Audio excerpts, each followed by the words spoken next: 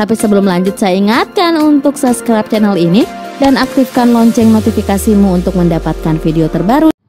Assalamualaikum warahmatullahi wabarakatuh. Alhamdulillah, sejak April 2019 saya diberi amanah sebagai Kepala Dinas Perhubungan Kota Padang. Kemudian beberapa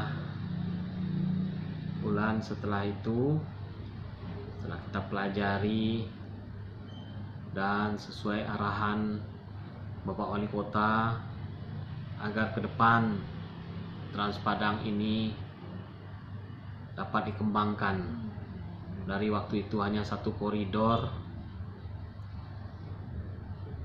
harus sesuai dengan visi misi dapat dikembangkan menjadi 6 koridor.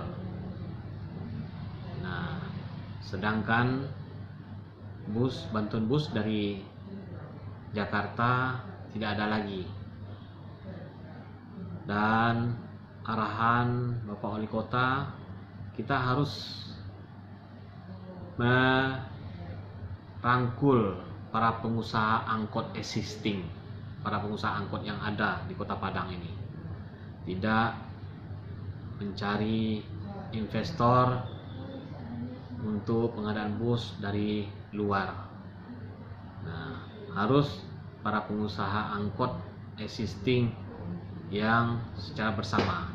Dan pada saat itu sebelum kami menjadi kepala dinas pun mereka sudah menemui para pengusaha existing ini kepada Pak Wali Kota kesanggupan mereka untuk pengadaan bus mendukung Trans Padang di Kota Padang. Nah, melihat itu kami meminta waktu. Kalau masih ingat waktu itu pertengahan tahun 2019, minta waktu paparan di depan Pak Wali Kota, Bapak Wakil Wali Kota, Pak Sekda, dan juga semua kepala dinas. Pada rapat staf kami buru-buru pingin dialihkan pengelolaannya dari selama ini oleh Dishub dengan biaya operasional kendaraan yang harus ditenderkan, karena BOK itu adalah biaya keseluruhan selama 1 tahun yang dikelola oleh Dishub. Itu tentu ditenderkan untuk siapa operator yang akan melaksanakannya, pemenang tendernya. Sedangkan untuk menerjemahkan arahan Bapak Wali Kota itu, kita perlu bagaimana dirangkulnya para pengusaha existing, para pengusaha angkot yang ada di Kota Padang. Ini jalan terbaiknya memang kita melakukan penugasan kepada perusahaan umum daerah kita, PSM yang sudah ada, sehingga bisa bicara bisnis to bisnis dengan para pengusaha angkot. Nah, waktu itu kita paparan dan kita mengusulkan 2020 sudah bisa dilaksanakan, sistem dilaksanakan oleh PSM,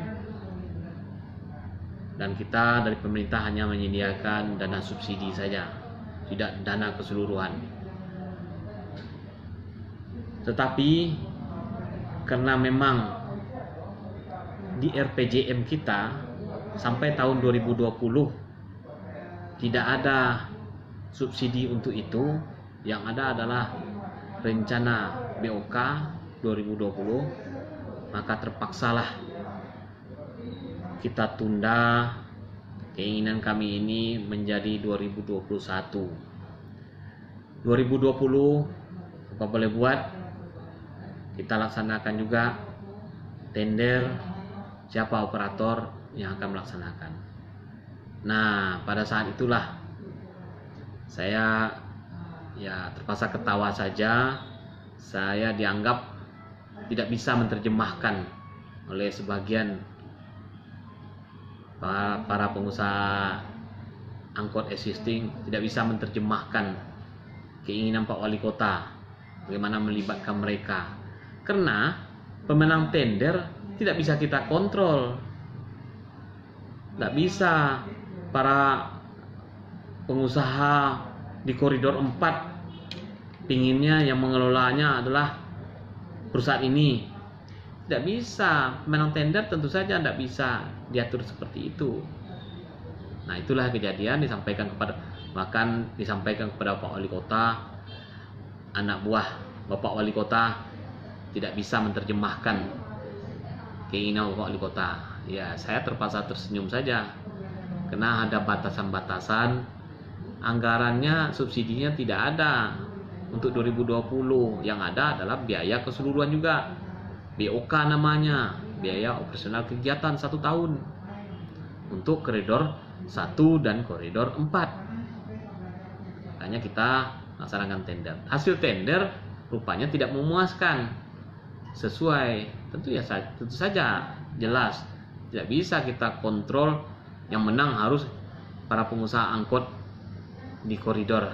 Nah, dengan sekarang kita tugaskan PSM, hal ini sangat dimungkinkan karena PSM dapat melakukan pemilihan seleksi, yaitu bisa saja semua seperti ini yang kejadian sekarang yang untuk koridor 4 dilakukan. Kita bantu seleksinya, siapa yang mau mengelola Transpadang di koridor 4 adalah orang-orang yang mau menghitamkan tiga unit angkotnya menjadi 1. Jadi contohnya 10 bus Transpadang di koridor 4 itu butuh dialihkan, istilahnya angkot plat kuningnya itu di plat hitamkan, artinya tidak menjadi angkot lagi, sebanyak 30. Nah, itu yang kita seleksi. Alhamdulillah telah terjadi itu dengan baik, dapat 30 angkot. Artinya dengan hadirnya 10 bus di koridor itu, ada 30 angkot yang dimatikan KP-nya, di plat hitamkan, jadi tidak menjadi angkot lagi. Nah, ini terjadi, dan mereka yang 30 angkot ini kemudian bersepakat bersama-sama untuk mengelola Transpadang di koridor tersebut. Demikian untuk semuanya akan berlaku seperti itu. Alhamdulillah juga mengurangi jumlah angkot yang di lapangan, kemudian masuknya Transpadang. Ini konsepnya sangat baik dan ini sangat bersemangat sekali semuanya untuk, dan insyaallah visi misi wali kota untuk 6 koridor selama masa kepemimpinan insyaallah nanti akan dilanjutkan oleh Pak Henry Septa. Insyaallah kalau seperti ini dapat terlaksana dengan baik tanpa bantuan bus dari Jakarta lagi. Para pengusaha bersemangat, bahkan dengan seleksi kemarin sudah banyak yang bertanya, koridor lain gimana nih Pak? Nah, sabar, satu-satu kita seleksi mana 3 angkot untuk 1 bus yang perlu dimatikan KP-nya, nanti akan kita proses, kita tambah. Nah, sistem bagaimana pengadaan busnya juga para pengusaha nanti akan disosialisasikan, bagaimana peminjaman kreditnya, kemudian pembuatannya ke karoseri dan sebagainya. Insyaallah Transpadang betul-betul menjanjikan akan kita dari Disub bertugas mengawasi sehingga terjamin kenyamanan dengan Transpadang ini. Dan cita-cita kita bila perlu para warga Kota Padang yang sudah memiliki mobil pribadi yang bagus-bagus dapat akhirnya berkesimpulan, wah lebih enak naik Transpadang, tinggalkan sajalah biar untuk pergi baralek saja kendaraan pribadi ini dibawa untuk sehari-hari, daripada susah mencari parkir di kantor, pergi pagi pulang sore, lebih baik disimpan di rumah saja kendaraan pribadinya. Insya Allah ini Trans Padang kita jaga terus kenyamanannya dan makin banyak koridor yang kita layani di Kota Padang. Inilah kondisi kita bus Trans Padang di halte utama di dekat ruang terbuka hijau Imam Bonjol di Jalan Bagindo Ajiskan. Ini adalah halte utama untuk koridor 1, yaitu dari RTH Imam Bonjol ini ke Lubuk Buaya ke arah utara. Kemudian koridor kedua yang sudah jalan yaitu dari Teluk Bayur ke Anak Air, terminal TPA Anak Air yang juga akan beroperasional awal Januari 2021 akan kita masukkan Trans Padang memasuki terminal tersebut, baik dari koridor 1 maupun dari koridor 4, yaitu dari Teluk Bayur ke Anak Air tersebut. Semoga lebih sukses, banyak kreativitas dengan dikelola oleh perusahaan umum daerah Padang Sejahtera Mandiri, dan dampaknya tentu saja pelayanan kepada masyarakat akan meningkat. Kami dari Dishub bertugas sebagai pengawas, karena subsidi dari pemerintah tetap dilakukan, maka kita dalam memberikan subsidi terkait dengan pengawasan kita terhadap